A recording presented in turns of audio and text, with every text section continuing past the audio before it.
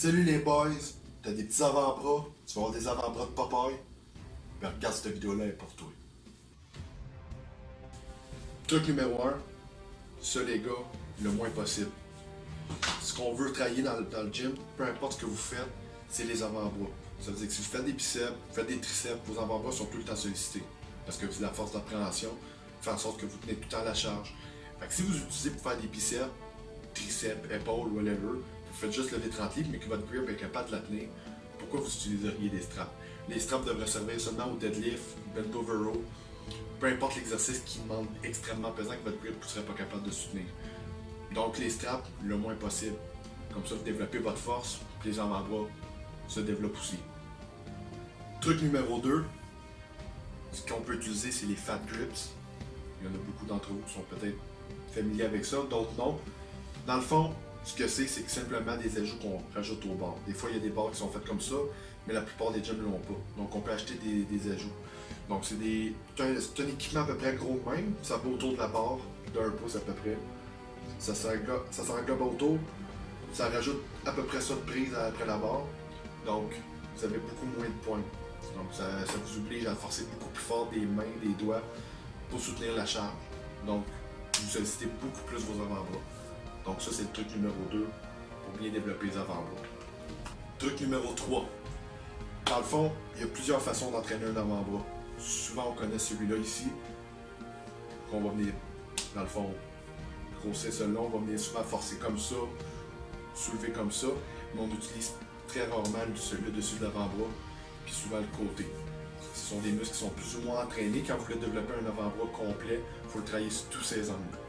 Dans le fond, pour faire quelques exercices, je vais vous donner un exercice de chaque partie de l'avant-bras. Pour le devant de l'avant-bras, tout simplement vous appuyez sur le bord d'un banc. Tout simplement prendre une haltère dans votre main et faire ce mouvement-là du poignet, puis soulever la charge. L'autre mouvement, c'est pour le dessus de l'avant-bras.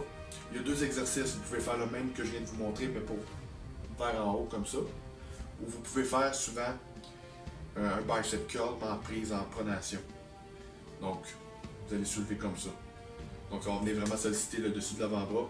Pour qu'est-ce qui est des côtés de l'avant-bras, vous pouvez tout simplement vous appuyer sur un banc ou sur votre propre genou, puis simplement faire des mouvements de va-et-vient comme ça. Donc, c'est différents angles qu'on peut travailler les avant-bras.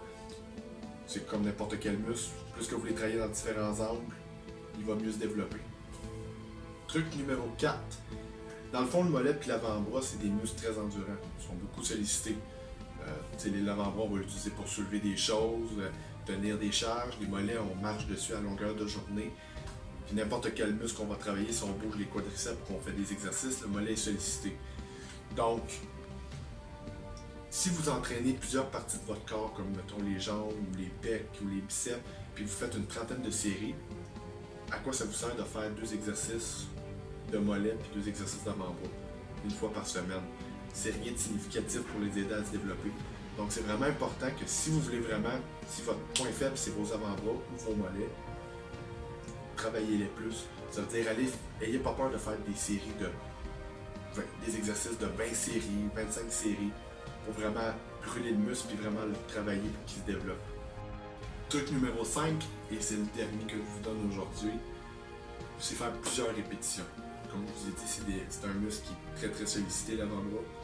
Donc, plus que vous allez faire de répétitions, plus que vous allez le brûler.